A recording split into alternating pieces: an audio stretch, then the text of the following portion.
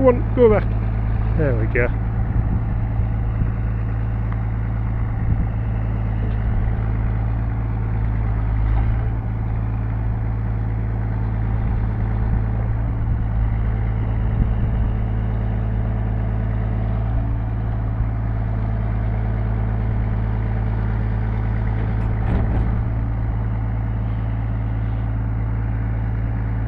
Right. She works. Right. Let's have a look, shall we? So, this is my new trailer. MB's running now. Hydraulics are sorted.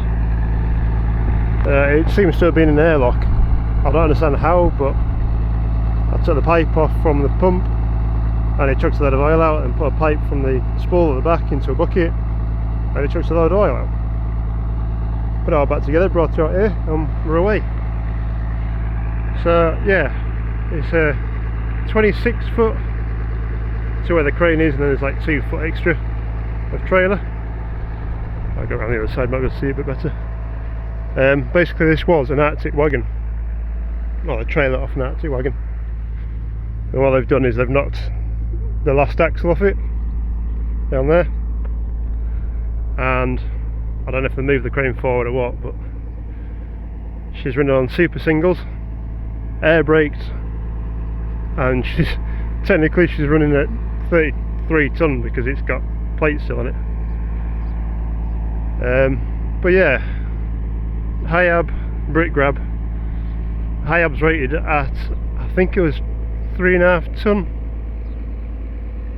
I can't quite see numbers, but I think it was 3.5 ton at full extent, so she's got some fair lift on her. Front Bailey drawbar on the front as well, that the last owner added on, had it fabricated on. So yeah, drawbar suspension, axle suspension as well. It's on steel springs, not on air, which I quite like. So yeah, she's not bad. I will have to get the bed off it at some point. It's a wooden bed underneath, and somebody's tagged a load of steel over the top. I've also got a problem with a leak up there as well, which you'll probably be able to see. She's dripping. So I think that's just a not Jubilee, a clip to do up.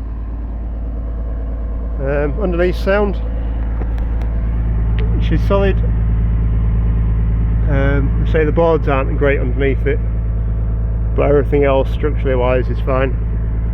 The only downside I've got at the moment is the clearance under her.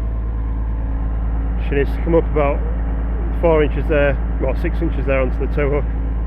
That brings up about another 4 inches, so I might end up having to cut this steel plate off the side of it, so I've got ground clearance.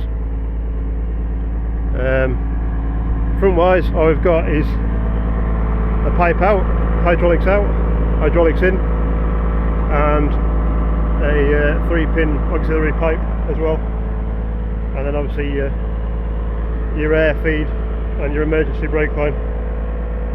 I have had that running and she's alright. It airs up really nicely. We'll knock this down. Just want to tick over. So yeah, I'm on one of my spools, so knock that off, and that's it. Job's a carrot. I haven't tried picking anything up with it yet because I've not had her attached properly. I'm just trying to make sure everything works first. The cables from the controls also need greasing up,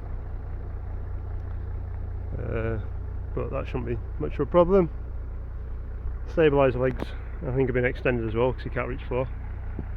But the last lad that had this was apparently doing hay delivery and haylage, hence why he's got the grab on the front for the haylage bales, just to grab them.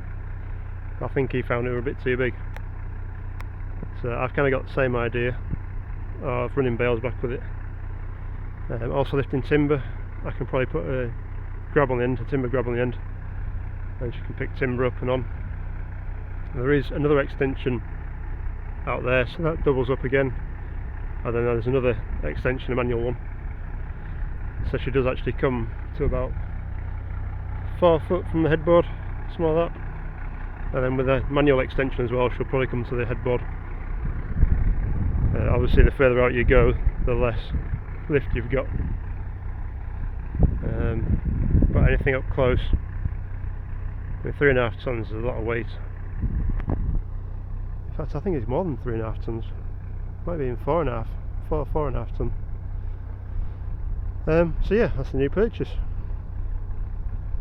I think I got it at a fair price for what I paid for the whole thing. I'd have probably paid for a trailer, and that's from a dealer. So yeah, we'll see how she copes with it. It shouldn't be any problem to her. She's had her 26, I think it's a 25 foot trailer behind her before, full of hay bales, and obviously that big trailer down there, well, that big hay trailer has been behind her at 36 foot, so I don't think she's going to have much of a problem. I say it's just the angle of the dangle. I say the bed I'll show you underneath.